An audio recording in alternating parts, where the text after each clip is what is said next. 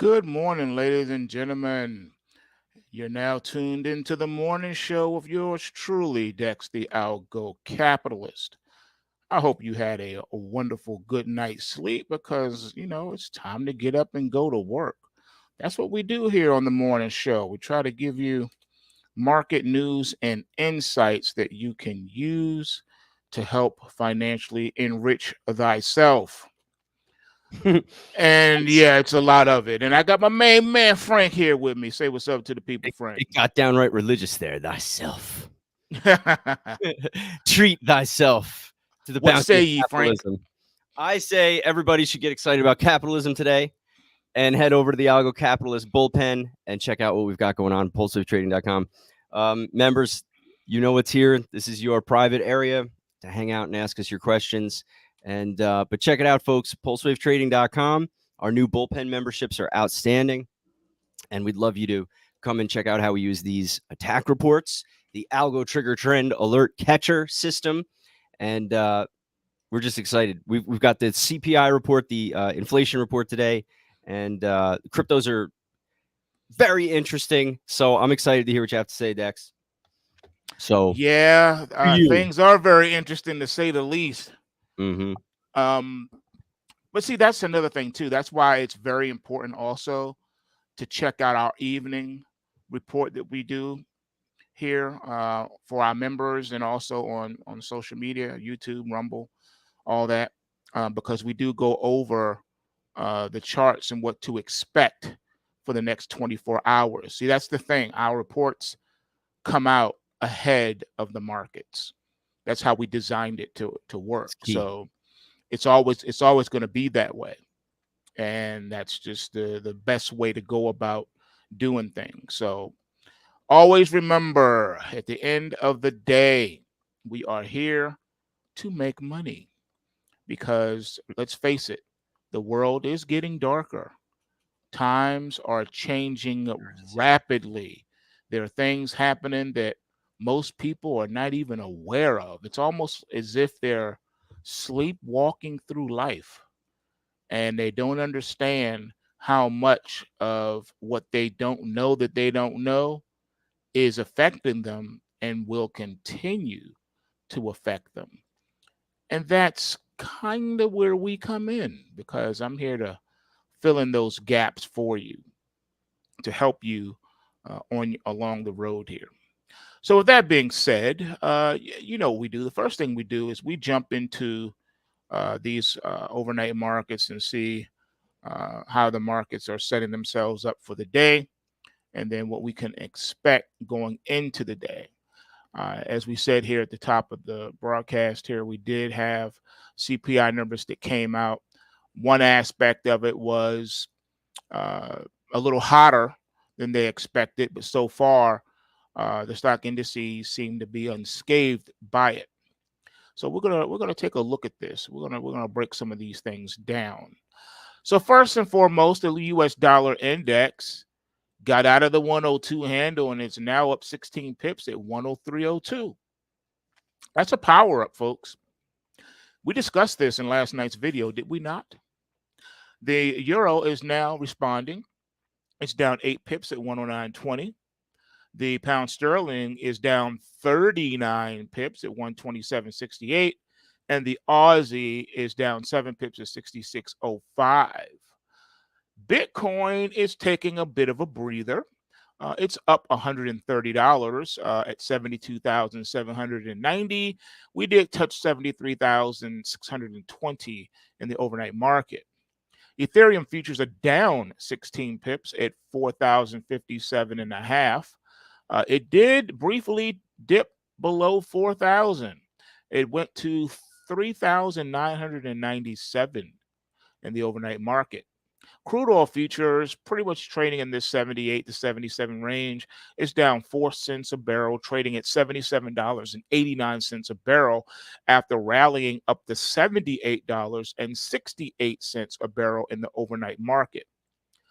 We have nat gas up 3 pennies at $1.79. Gold futures down $17, trading at $2,171.50 an ounce. All right. I'm sure that pullbacks are welcome to the bulls out there, especially those who may have missed their last entry and now they're waiting to jump back in it. Silver also, not to be left behind, is down 22 cents, trading at $24.48 an ounce. It did dip to $24.32 per ounce, triggering that sell stop. So if you were long the past rally in silver, you were stopped out with profit this morning. The copper futures are pretty much flat right now, trading at $3.92. Dow futures up 53 points at 39,287. We have the S&P 500 up 19 at 5204 and three quarters. Nasdaq 100 up 92 at 18,308 and three quarters, and the Russell My Hustle up 0.3 at 2093 even. Soybeans up 2 pennies this morning at $11.82 a bushel.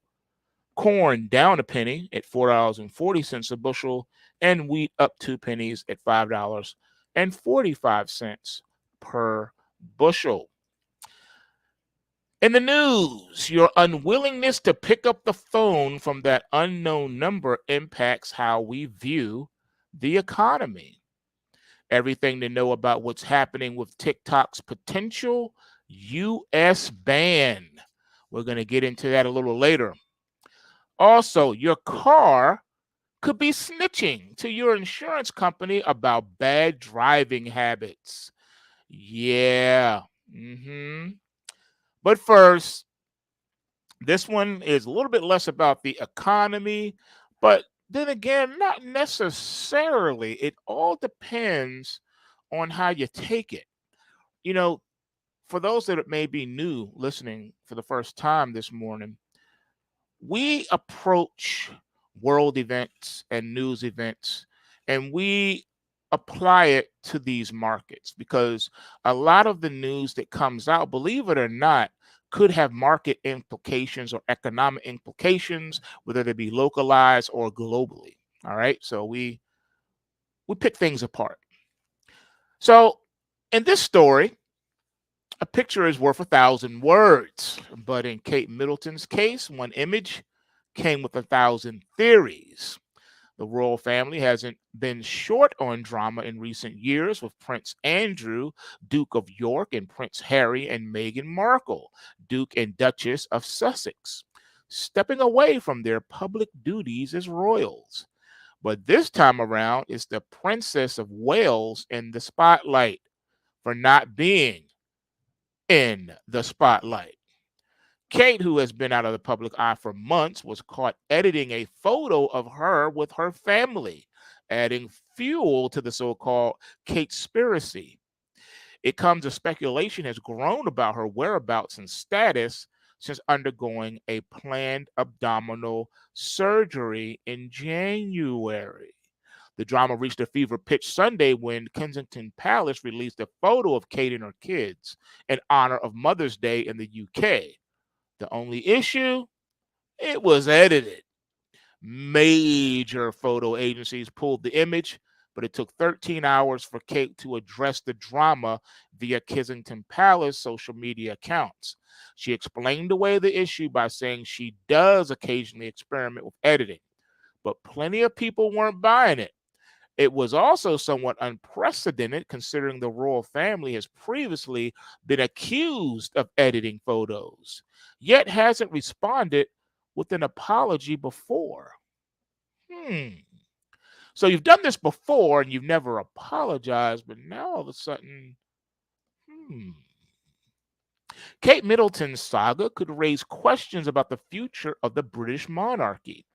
The royals are already at a bit of crossroads these days. King Charles' recent cancer diagnosis led some experts to question if the British monarchy is vulnerable to collapse. Yeah, the royal family has shrunk in size and key players are getting close to retirement. Kate represents the future and some much needed vitality for the royals. But if the public begins questioning that, it could pose problems. There are plenty who will be happy to see the royals go. Still, the family has no shortage of fans, as evident by the millions who tune into their weddings and honor their funerals.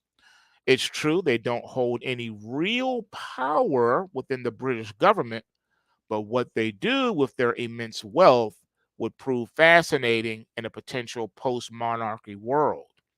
Of course, this could all be for naught. Kate could return to public duties after Easter, as was initially planned by Kensington Palace.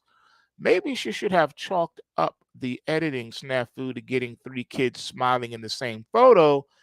But even if you have no interest in the royals, you can't trust anything you see online in this AI age. Now, there has been a lot of chatter about them doing away with the dynasty of the royals in the UK and turning into more of a democratic type of government system. And that's been some real talk about that, folks. I would not be surprised if things go that way. If they decide no more monarchy, it's all about a democratic type of a government now. That will be interesting to see how that goes. Now, this will affect the pound sterling. Make no mistake, especially if things go left for the Royals and they could be out of a job. So don't think that that can't happen. Remember, people didn't think that the Brexit would happen either, but it did. All right. So heads up if you trade the pound sterling. The pound sterling's woes are not all clear. A hard landing is what we're going to talk about next. But first, we're not getting a complete view of the economy, and that's a big problem here in the US of A. Fewer people are responding to surveys about their economic experience. Those who are participating often downplay the positive aspects of our market abound. That could lead policymakers to misinterpret the successes and failures of the post pandemic economy. I venture to say there is no such thing as a post pandemic economy. I venture to say we don't have an economy at all since they shut it down. Look at today's economy versus 2019's economy, and you will see in comparison, there is no economy today. So a hard landing is unavoidable. And according to some economists, they're predicting corporations will finally feel high interest rates, leading to a drop in corporate earnings that'll make it harder for them to manage the costly debt they've racked up. All right. So once you see corporate profits start to plummet, that will be the tailwind to also bring down asset prices and put in a top in the market. JP Morgan says the Magnificent Seven actually looks undervalued. There's not much cause to worry about AI fueling a tech bubble. According to analysts at the bank, the group of seven mega cap stocks look cheap compared to the rest of the benchmark S&P 500, they said in a research note. You know, there may be some truth to that. There's an old saying in Wall Street, don't fight the Fed. In other words, whatever the Fed's agenda is concerning the economy and more so importantly, the markets, you would be wise to follow suit. So, case in point, what we've been experiencing in this current bull market is the Fed has been pumping liquidity into the market and using its proprietary tentacles, i.e., JP Morgan, Goldman Sachs, etc., to buy up stocks, propping up the market, fueling a tech bubble and a market bubble. Now, if the Fed was thinking the opposite, we have a bear market and asset prices will be getting hurt. That's why they stopped raising the interest rates so that the S&P 500 could rally. Because as long as they kept raising the rates, it would have put more pressure on the stock market and we would not be seeing the inflated prices we are currently seeing. And the Fed has no intentions on stopping this, meaning that even if they don't lower the rates, by them not raising rates, it's kind of like de facto lowering rates without having to lower rates. So that will keep the stock market rally going. Did you hear about TikTok getting banned in the USA?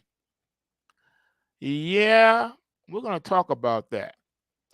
Apple is upping its ad game for the App Store, taking a page from its competitors' books. A new AI tool decides where to place ads within the App Store based on an advisor's budget, cost per acquisition target, and the desired audience and countries they want to reach.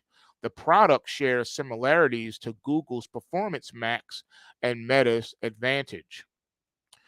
Recruiting AI talent is tough right now. And the Aravan Shramivius, CEO of the AI-powered Q&A engine Perplexity, said he couldn't hire a researcher from Meta because his company didn't have enough of NVIDIA's highly coveted GPUs. Luring AI talent requires amazing incentives and immediate availability of computers. So if you don't have the necessary tools, you're not going to attract the necessary talent. The backseat driver you didn't know you had, insurance companies. Internet connected vehicles gather data on driving habits that can reportedly help insurance companies create personalized coverage. Some drivers told the New York Times about finding massive reports on their driving habits after inquiring about increases in insurance costs. Yeah, I mean, think about it. See, that's the downside of the Internet of Things, having everything connected to the internet. Your stove, your refrigerator, your car, everything connected to the internet. And what that means, they never thought about it. But what it means is, see, people think that because your devices are connected to the internet, okay, you can get information you need on the internet. But it's not about you getting information. It's about the companies getting information on you and then relaying it back. Everything you do with your Internet of Things, your internet connected devices are being reported. The question is, who is it being reported to other than the maker of your device?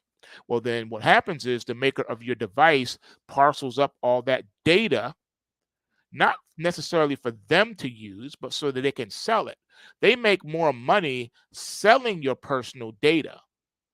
Your personal data doesn't necessarily help them all that much, but the market is selling data. So any company that collects data on its customers, that is a huge profit potential motive to do so. So companies that may not sell as many refrigerators can sell the data collected from the refrigerators that they have already sold. And that can help them backstop the lack of sales. And that equals profits. They can take that money that they make selling data and put it in the profit category. And it's perfectly legal for them to do so. And that is why it looks like all these companies are having blowout profits. They didn't sell more widgets. They just sold more of your personal data. So companies are now glorified data generating machines. That's how they're making their money today, in case you didn't know that. Data is big business. And one of the key purveyors of this is none other than your government. That's right. Your government is one of the big buyers of these data banks. All right. And other nefarious entities, because the data is available to the highest bidder. Anyone willing to pay for the data can have the data. There is no laws, there's no rules, there's no regulation on who can receive data. It's up to the highest bidder. You need to know that when you're buying these internet connected devices, all right? It's not what it appears to be. You are the product. Make no mistake in that. China is proving more and more challenging for American tech CEOs these days. The world's second largest economy has been a minefield for U.S. tech companies in recent years. A push toward Uber nationalism has turned consumers against Western businesses like Apple and Tesla. But see, the same can be said about the U.S. because the U.S. is turning its back on TikTok. It's funny how you accuse one country of doing something, but you do the same thing. So, yeah, that's what's happening right now. And we're going to get into that in a moment. Some Microsoft insiders are concerned about the tech giant's AI efforts. The company's AI platform team, led by Eric Boyd, has leaned hard into its partnership with OpenAI. That risks turning Microsoft into a glorified IT department for the ChatGPT developer. Oh man, monkey see, monkey do. All right, we have in other news inside of Michigan town's unhinged war over a Chinese battery plant. Mark Zuckerberg is almost $54 billion richer this year, and he's closing in on Elon Musk. Some of the designs for the Apple car reportedly look like Volkswagens. A male humanoid robot was unveiled in Saudi Arabia. It then inappropriately touched a female reporter. Reddit's long awaited IPO is targeting a $6.4 billion valuation, and TikTok's growth rate has collapsed. Life may be getting in the way for its younger users. Donald Trump is coming around on Bitcoin after previously labeling it a scam. Trump confirms he met with Elon Musk, but they disagree about electric cars. And here else is what's happening today. Presidential primary elections are held in Georgia, Mississippi, and Washington today. And of course, we had the CPI index report that came out earlier this morning. And President Joe Biden meets with the International Brotherhood of Teamsters members. Now we get into the juicy stuff. So, for those of you who thought that humanoid robots, automatons, synthetics, and all that sort of thing, clones, that they didn't exist, it was just, conspiracy theories or movies or something like that, well, you're going to be a little bit embarrassed this morning because, yes, they have unveiled a humanoid robot in Saudi Arabia. Now, I think it was around 1994. There was some type of a convention or something going on in Florida where they unveiled a an automaton also, and people couldn't tell the real person from the robot. And this was back in 1994. So imagine what they can do today. So, yes, a male humanoid robot appeared to inappropriately touch a female reporter during a presentation. Who knew that robots could be horny? The robot's named is Mohammed, and it's Saudi Arabia's first humanoid male robot. Mohammed is fully autonomous and did not deviate from his expected behavior. The maker said, so is that true? So he's fully autonomous and he did not deviate from his expected behavior. So you purposely made the robot horny. You programmed it to be horny. You programmed it to SA people. Is that it? A Saudi Arabia robotics company unveiling a male humanoid robot didn't go as planned after it appeared to inappropriately touch a female reporter. Saudi robotics company QSS debuted Mohammed, the humanoid robot, at Deep Fest in Riyadh last week. The robot, dressed in traditional Saudi attire, spoke Arabic and English. In a Deep Fest post on X, Mohammed was described as the first Saudi robot in the form of a man, as well as a national project to highlight Saudi Arabia's AI achievements. During a presentation, a reporter for AI Arabia, Raya Qasim stood in front of Mohammed as she spoke to the audience.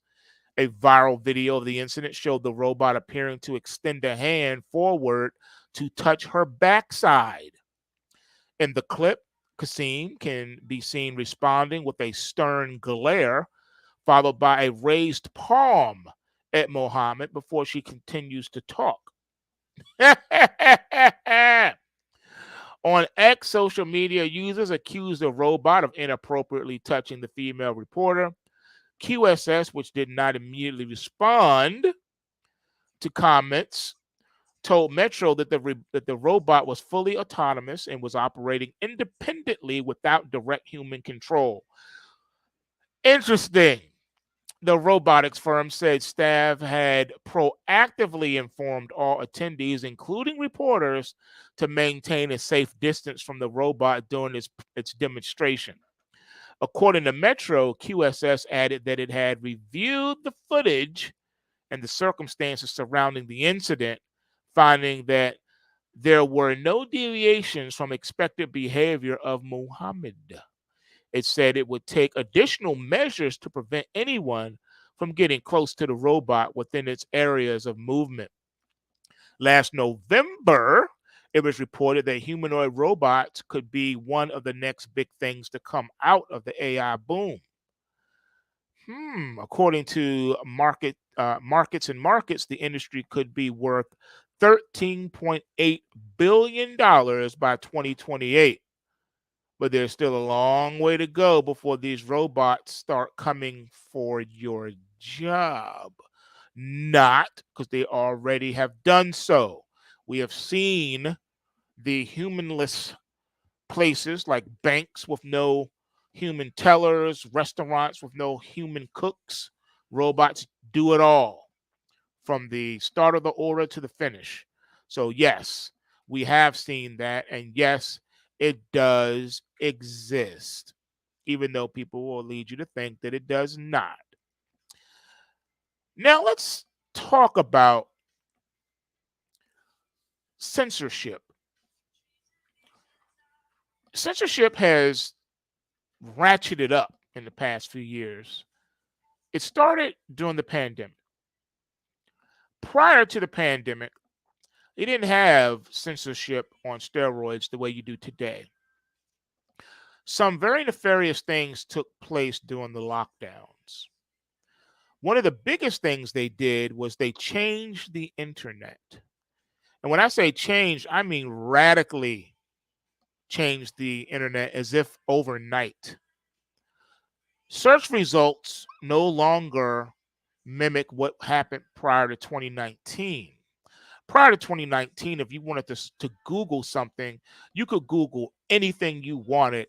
And in some cases, you would get tens of millions of response links. And you could spend hours scrolling through all the links and all the websites and everything that the internet found, and they're throwing it at you. Now, when you search, you may still get a message that shows there are 62 million things on this. But have you ever tried scrolling through the pages? You'll notice that once you get maybe 4 or 5 pages in, the information starts to recycle itself.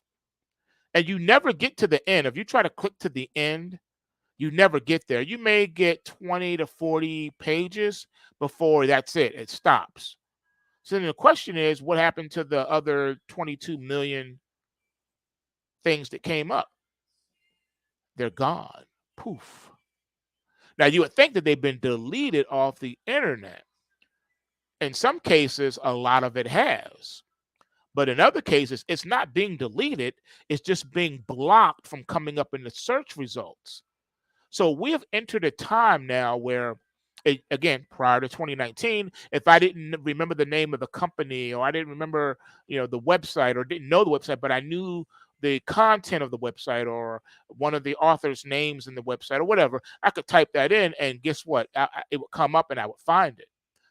But now, post-pandemic world, if you don't know the exact address of the website you're trying to get to, You're not going to find it, especially if it runs afoul of the mainstream agenda. The internet now is a sounding board for the global elite. Test yourself if you don't believe me. Try to Google anything that is controversial, and you'll see that the results that come up, the first thing you're going to see is links to government websites. Second, you're going to see is links to big business. Now, let me explain what I mean by big business. I mean, if it's anything medical related, it's going to be the pharmaceutical industrial complex. Those are the links that are going to come up. All right. World Health Organization, the CDC, Department of Health and Human Services, things like that. All right. Links that support the narrative. Anything that supports the narrative, those links are going to come up. Okay. Anything that is considered contrary to the agenda is not going to come up at all. And in some cases, if they do allow it to come up, it's only so that they can demonize it. So some controversial things come up only for them to attack and demonize. All right. You need to understand that. It'll say, like, for instance, I'll give you a good example. If you don't believe me, try it yourself. Go to Google while you're listening to me now and type in, let's say, prison planet and see what comes up. And then after that blows you away, type in InfoWars. No .com, no, not just type in InfoWars. And you're going to be shocked at what you see. Oh, yeah, they're going to let that come up. They're going to let it come up. But a whole bunch of negative things are going to follow with it. Even to the point in the top right-hand corner, the so-called AI algorithm is going to list it, and it's going to say it is a fake news site that was founded by none other than Alex Jones, and it's going to say something like the a far right. So they have to label it. They label it far right as far as from politics perspective, and then they're going to say fake news. So they allow it to come up only for them to demonize it. So anyone that may be potentially interested in looking into InfoWars will now have second thoughts, be like, it's fake news. No, I'm not going to go there. Or they say it's fake news. I'm not going there. So anything that goes against their approved narrative is automatically going to get hit with either hate speech or fake news. More on the speech part.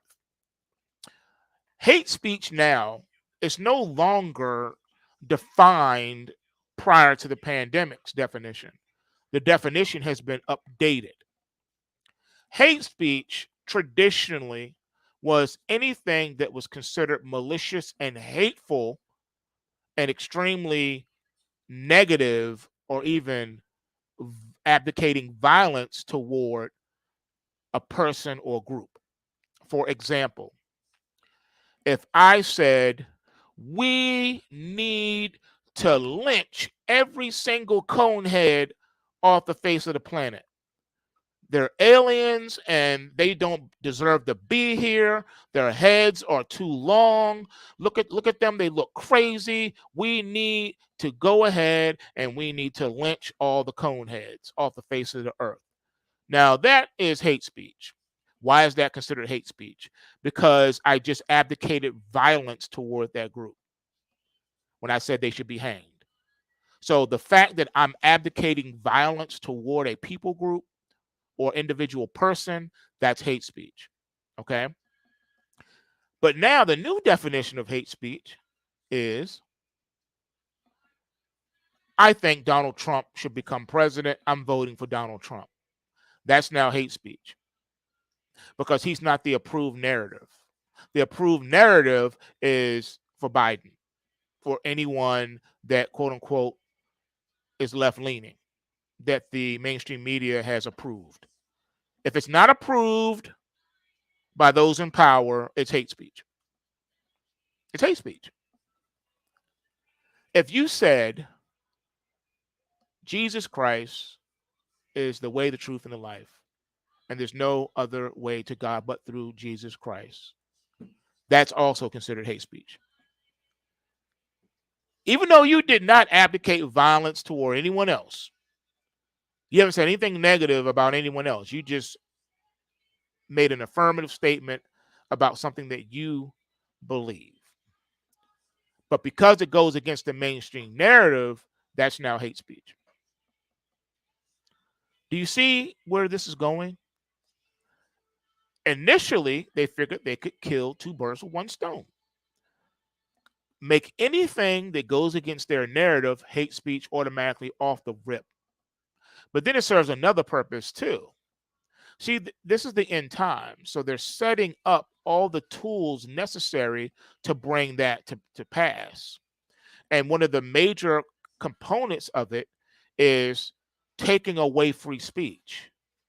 And they knew that, the masses are not going to buy it if they said we just passed a law taking that out of the Constitution. People are not going to go for that, not at all.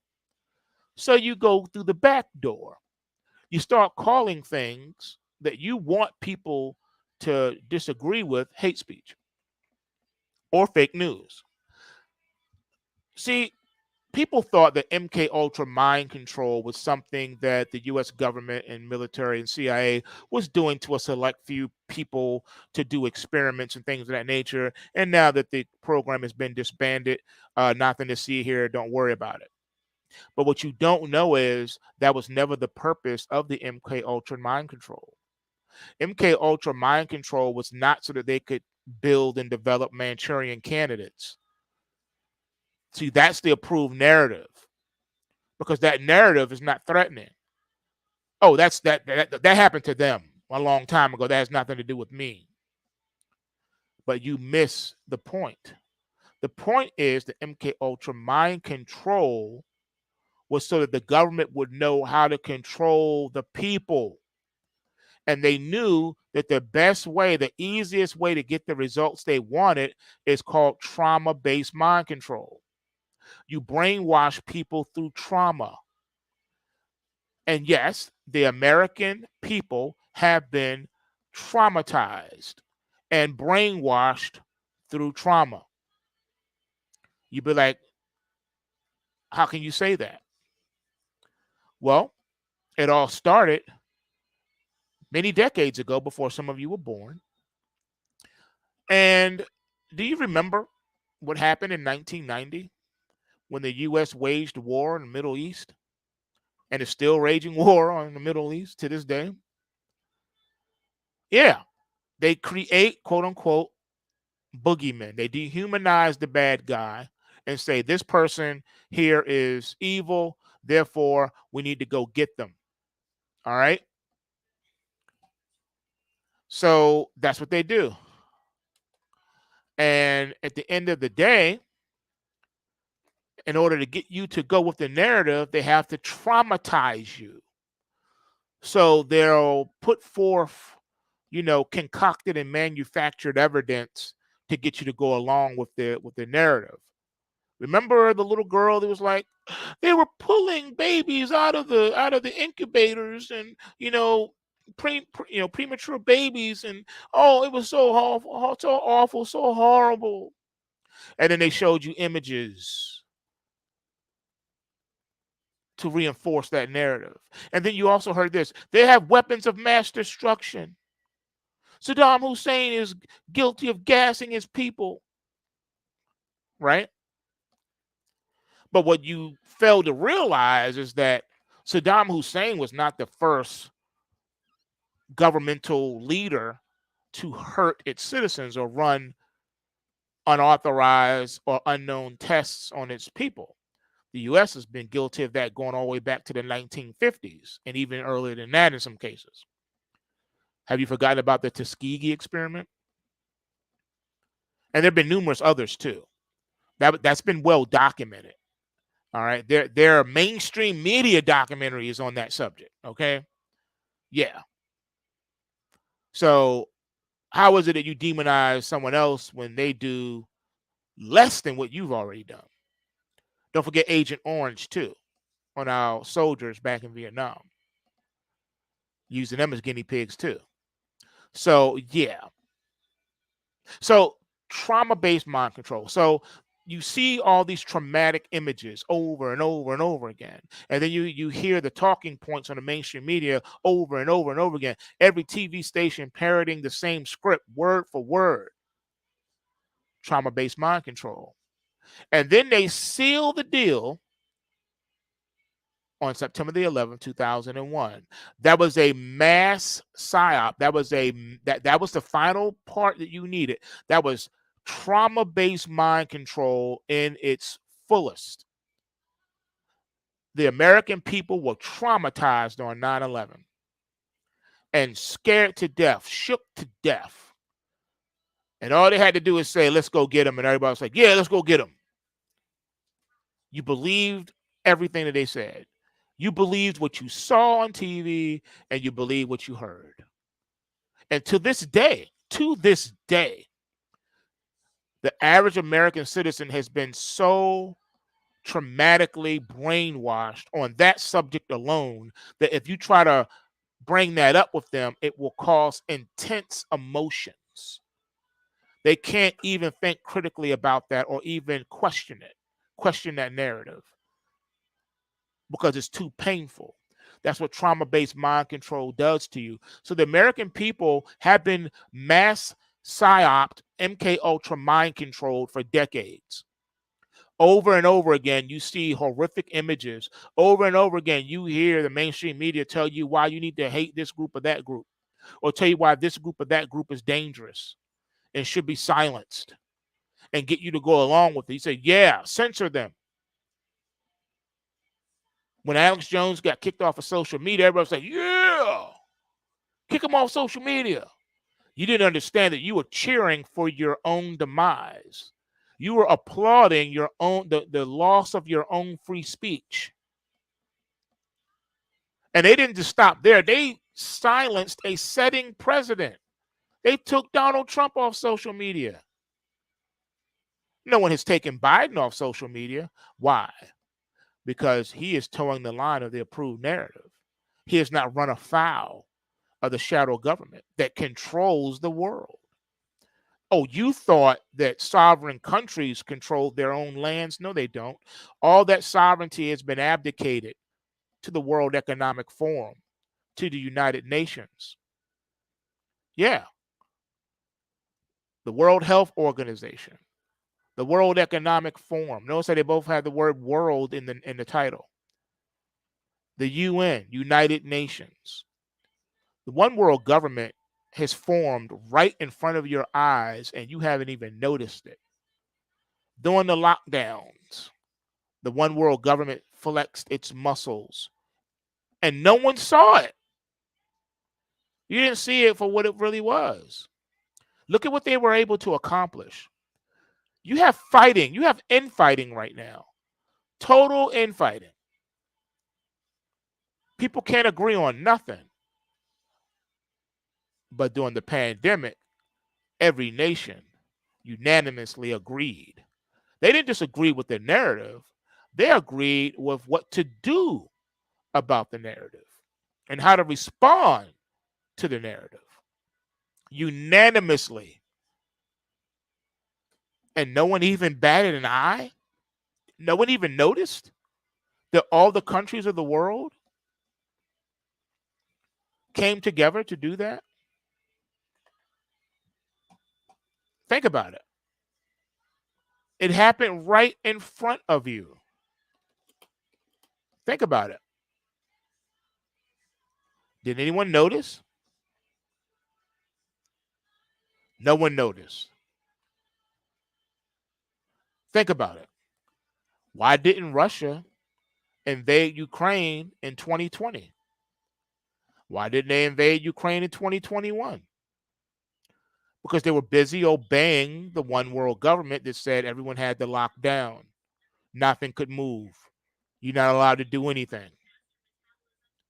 But they were given the green light go ahead in February of 2022.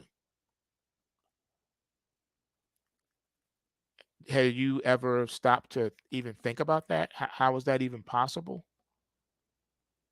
Yeah, why didn't they? Why didn't they invade in 2019? Why or any time before February of 2022? Because the lockdowns were going on.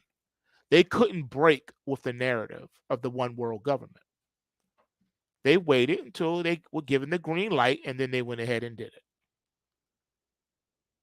Have you noticed? It seemed like nothing was happening in the world during the lockdowns. There was no news. You didn't hear about skirmishes and wars or invasions or bombs or even bullets. No occupations, no colonizations, none of that. It was all about the pandemic and all about the lockdowns.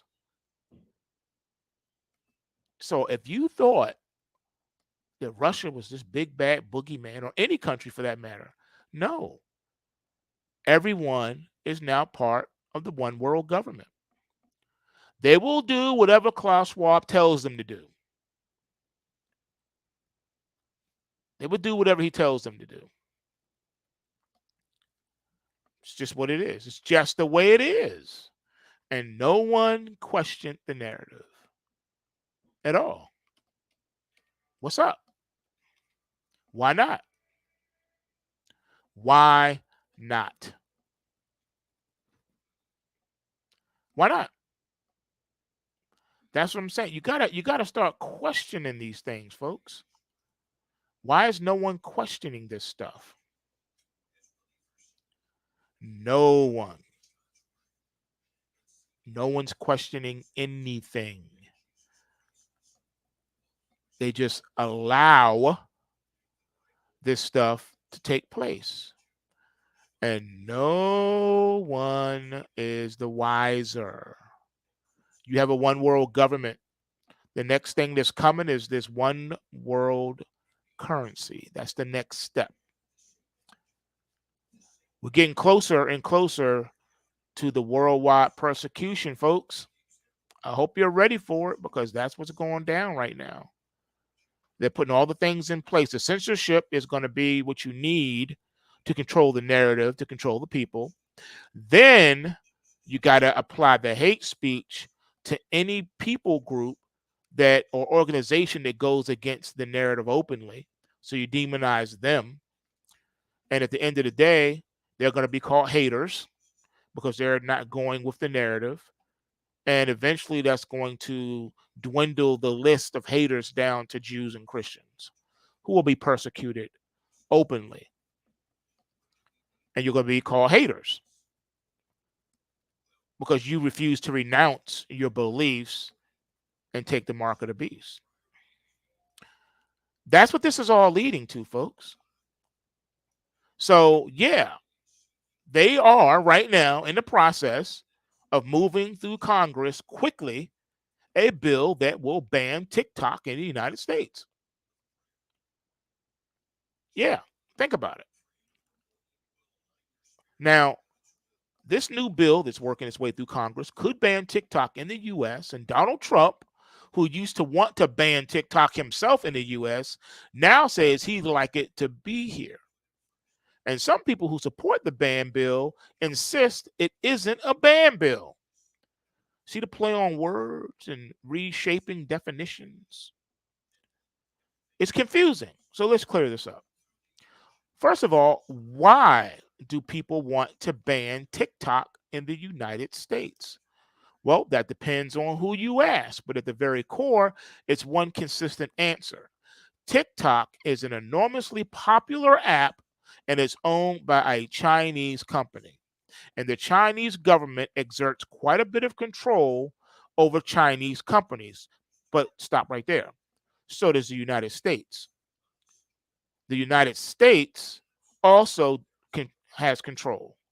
They use the SEC, and if that doesn't work, they use the IRS. The SEC and the IRS can be weaponized at any time to control any company. Facts. So sometimes TikTok critics worry that the Chinese government could use TikTok to hover up personal data from American citizens. Sometimes the critique is that the Chinese government could use TikTok to influence American politics. But again, isn't America guilty of doing that for decades? Doesn't American companies take personal data from Americans who mostly are unaware of that this is happening?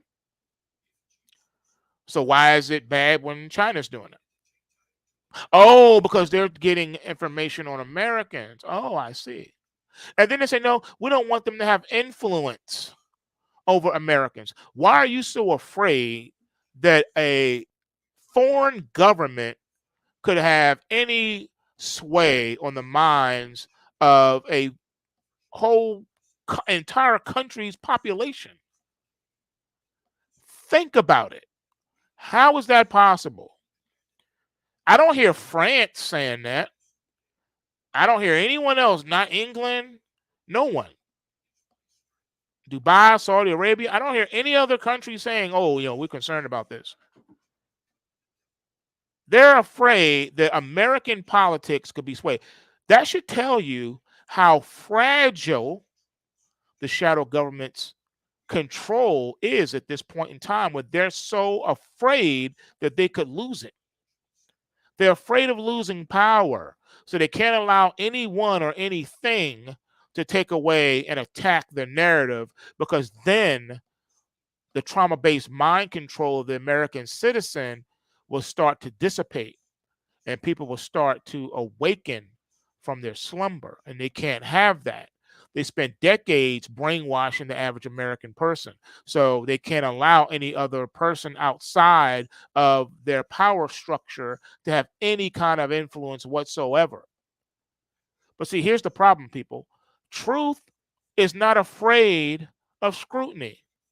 Truth demands scrutiny and invites scrutiny, and is not afraid to enter into the marketplace of ideas. The only thing that needs to be protected is lies. If everything that the American political system did was righteous and on the up and up, why are you afraid of even outside scrutiny? You wouldn't be. Think about it. So TikTok says the new bill would ban TikTok in the US. Is that true? Yes. The Protecting Americans from Foreign Adversary Controlled Applications Act is what they're calling it. Wouldn't outright ban TikTok in the US per se, but it would ban it if ByteDance, its Chinese owner, refused to sell its US operations to non-Chinese owners. What kind of foolishness is that? That's like telling Coca-Cola you need to sell some of your operation to Pepsi. That's ridiculous. It's nonsensical. Why do you want to take over another person's technology? Develop your own and compete with the TikTok if you're that concerned or worried about it, because there's other nefarious reasons that they don't want you to know about. That's why they want it to be sold to a U.S. company. Remember, we live in a corporatocracy where you can't find where the U.S. government ends and U.S. corporations begin. U.S. corporations are extensions of the U.S. government, because the entire United States structure is built on corporations. The U.S. government is a corporation in and of itself. Individual towns, cities, and states and counties are also corporations. Did you know that? So how could ByteDance sell part of TikTok? Is that even possible? Well, back in 2020, when the president, Donald Trump, wanted ByteDance to sell TikTok's U.S. operations to a U.S. buyer, ByteDance and Microsoft talked about it for a bit, and then the deal went away.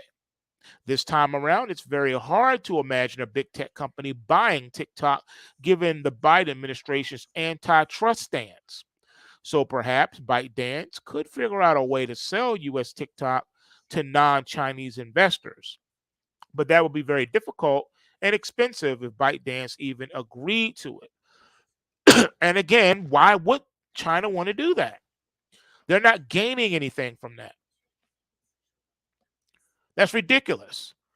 How would you like it if every country where US corporations do business said you have to sell that part of the business to this country? Oh, okay. So you want to sell, you know, windows in Canada? Well, then you're going to have to sell that part of the business to a Canadian company. Oh, you want to distribute your NBA basketball games here in China, well, then you're going to have to sell part of the NBA franchise to a Chinese company if you want to, for us to play, the NBA games here. We want people to be able to watch it. You see how ridiculous this sounds? When you really get under the hood, you see that there's no engine. Okay. So, what's the status of the TikTok ban? Well, it's moving pretty quickly. The bill was introduced by Republican Representative Mike Gallagher of Wisconsin, okay, and Democratic Representative Raja Krishmori of Illinois last week. The Republican controlled House is expected to pass the bill this week. It will then need approval from the Senate and President Joe Biden to become law, which it will. So, what are the politics of this TikTok ban really? Well, last year, a majority of Americans said they had national security concerns about TikTok. Again, public polls can be massaged and misleading and manipulated. Those concerns differ considerably based on age and ideology. Well, of course. But essentially, older Republican leaning Americans are more concerned about TikTok. Younger Democratic leaning Americans are less concerned. In the Senate, where the bill would need 60 votes to pass, some Republicans like Lindsey Graham and Rand Paul have already signaled that they may have problems with the bill. Now, let's not get it twisted, folks. They love to stuff things into bills that have nothing to do with the bill. So let's say, for instance, TikTok. Let's just all right for the sake of argument. Let's say we all agreed. Let's say every American citizen agreed that TikTok was dangerous, right? And we need to ban it in America, right? And here's the bill. You got to go. You got to go vote on it, right? Would you still vote to ban TikTok if they put a clause or something in that bill that had nothing to do with the ban of TikTok? But let's say they said anyone who was under 6'1" must be punched in the face every day for the rest of their lives. Would you still sign that bill? And would you want your representative to sign that bill? Of course you wouldn't. But what if they put this in the bill? Yeah, we're going to ban TikTok, but on top of banning TikTok, we like to put this in the bill too. Um, Everyone who was born after 1995 needs to have their index finger chopped off because it's for the environment. Would you want your person to sign that bill? Would you sign that bill then? Of course you wouldn't, because it's ridiculous. It's absurd. But that's what goes on in the United States. Remember, Nancy Pelosi said you have to sign the bill first into law before you can see what's in it. She said that with a straight face. It was not a joke. It was not a gag. It was her being honest and truthful. She said you have to pass the bill if you want to see what's in it. How ridiculous is that? Would you sign something before you read it? Only a fool would do that. But that's the level of corruption in the U.S. government. That's why you can't really trust anything coming out of Washington. You can't trust anything in mainstream media. Why? Because the mainstream media is the mouthpiece of the U.S. government, the same government that is corrupt. So Joe Biden is using TikTok to campaign for president. But he's also said that he would pass the ban bill. Isn't that hypocritical? The answer is yes. 4 years ago, Donald Trump said he wanted to ban TikTok. Now he says it should stay. Isn't that too hypocritical? Yes. What happens if the bill becomes a law? Well, ByteDance would have 180 days to divest its U.S. TikTok operations to someone else. If that didn't happen, Apple and other big tech companies would have to stop working with TikTok in the US or face massive fines and other penalties. The US elections are in 238 days. Does that mean TikTok could be banned before the US elections this fall? Yes. It's hard to imagine given that ByteDance would almost certainly contest the new law in court, but yes, the answer is yes. Folks, the American people need to wake up, and they need to wake up yesterday. Too much is happening. I like how Alex Jones used to say it. He said, do you know how far down the road we are, how late it is? Because, yeah, you are at the point of no return, and there's nothing you can do about it because the time to do something about it has already passed. The only thing you can do now, the only thing that's left for you to do now, all right, is your vote in November. Now, true, your votes at the end of the day really don't count. The only votes that count in America is the Electoral College. That vote counts. Your vote, not so much. But there's still something you can do, believe it or not. And I've given you guys the recipe. You want to stop things in their tracks? Well, this is what you do. When you go to the polls, you vote out every incumbent, vote out every Republican and Democratic incumbent on all levels, from the state level and the federal level. Vote them out. Vote independents, or if there's not an independent candidate, pencil a name in. That is how you stop all of this in its tracks. But you know what? The will of the people is just not there.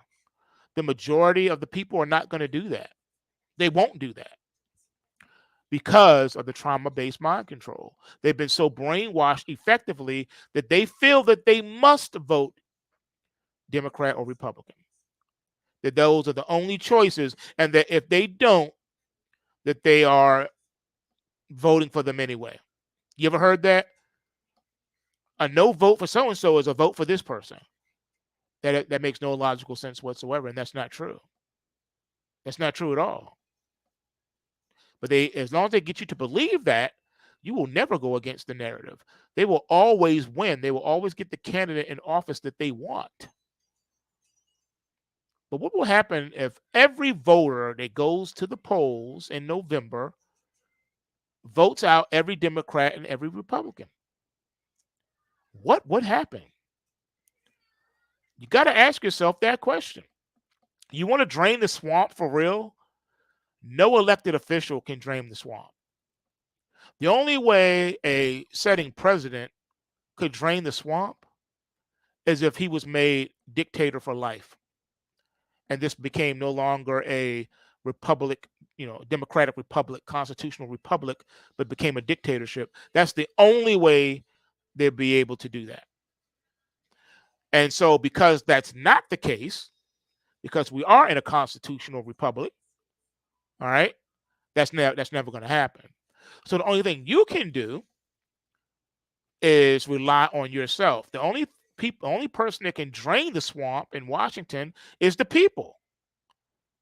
Remember, the government of the people, by the people, and for the people. So the people need to go to the polls and vote independent and get all the Democrats and Republicans out of there. Get rid of all the incumbents, all the lifelong politicians. Okay? Get them up out of there. And then you will have change. I guarantee it. The swamp will be instantly drained.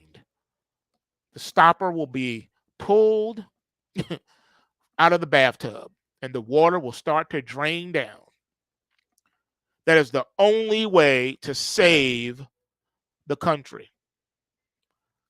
Anything short of that, you are guaranteeing the death of the country.